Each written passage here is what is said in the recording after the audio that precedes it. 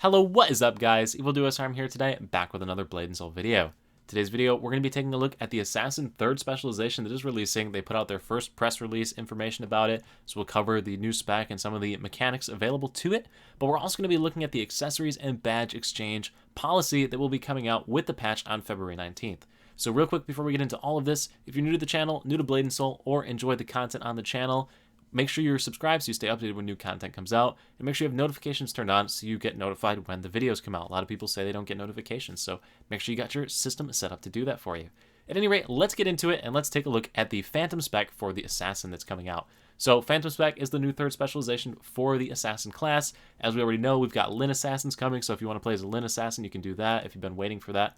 You can play as the Lin race now, but the new specialization is a shadow striking assassination type of thing. You summon clones of yourself, it's got some shadow art jutsu, you'll be playing Naruto, all you want here.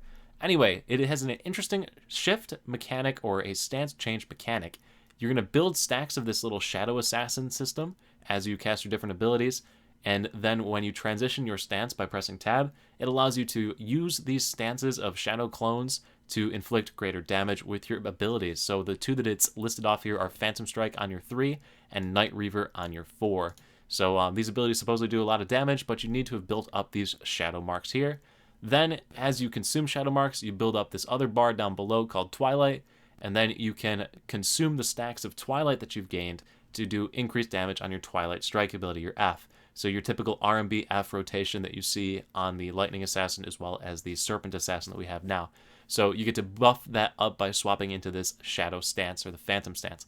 So interesting little mechanics. We'll see how it plays out. I will be playing this when it goes live. I have an Assassin who's actually geared enough to be able to take advantage of this. So I'll definitely be putting out some new content on this. I'm pretty excited about it.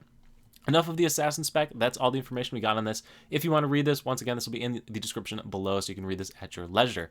At any rate, next I'm going to talk about accessories and badges, and this is a big one for a lot of people. They hinted at that we'd be able to exchange accessories and badges. I don't know if this only applies to the Assassin, but it seems as though it should apply to everything since they said that it will apply to everything.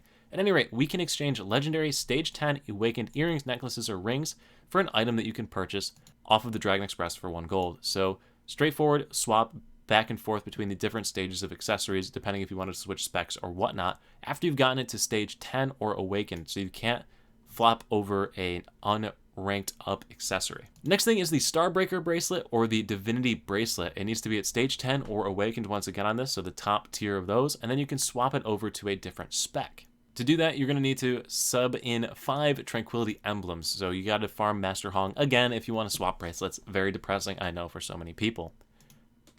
Next thing we're going to take a look at is the Stage 10 or Awakened Storm Siege Bracelet or Wild Song Bracelet, so the highest tier bracelet available in the game. If you want to swap that over, you're going to need 24 Oblivion Fragments, or 6 Elder Scales and 8 Oblivion Fragments, plus a fee of 3 Elder Scales and 70 gold. So a lot of money if you want to swap over your bracelet at the higher tiers. Next on the list is the legendary Paragon, Wingrise, and Exhilaration Soul Badges. These can be swapped freely between each other. All you need is 1 Naryu Silver and 10 gold. You can swap back and forth as many times as you want. So if you switch the badge, find out you don't like it, you can swap back to another one of these on the list. The final thing is the Aransu and Dynasty Mystic badges, as well as the Thornbreaker or Groundbreaker Mystic badges, can be swapped to the new badge, either the Oscillation Mystic badge or the Escalation Mystic badge, for free for 1 time during this event period. This is a one-time exchange. You cannot go back. So you need to make sure you want to play the spec before you make this change.